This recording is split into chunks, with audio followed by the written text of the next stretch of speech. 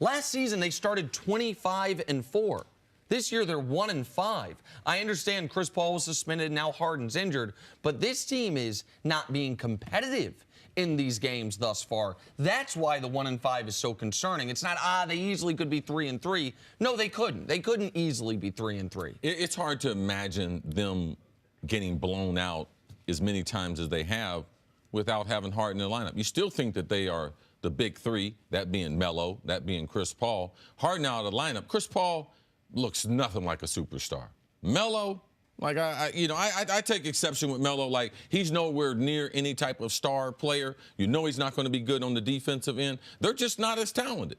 He can talk about not playing as good basketball. Their roster's not as good. So now, this season, they can't sustain an injury like they could last year. Last year, they had injuries, but they were able to overcome them all except the last one to Chris Paul in the Western Conference Final. They're not as good, and there's a certain amount of reality to this, and they're going to be struggling for seeding even when Harden comes back because they got a very weak bench. But this was the team that many people thought was the only team in the league that could really compete with Golden State. This was the one team that we're going to win now. We're going to go after Jimmy Butler. We're going to do everything we can because we have a shot this year to compete with Golden State. What happened? Well, for Daryl Morey and for James Harden, there has to be a bit of deja vu. 4 years ago, the Rockets were coming off a Western Conference Finals loss to the Golden State Warriors. They had won 56 games that year. People thought they were going to be right back in it the next year, and they went 41-41 and crept to the 8th seed.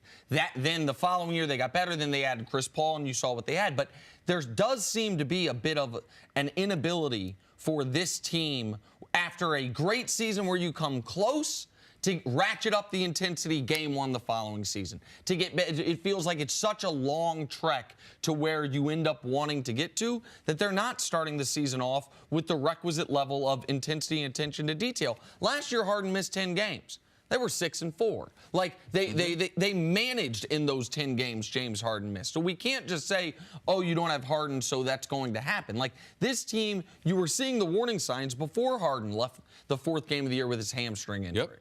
And also, Jenna, we sit there and watch the Warriors play the Knicks.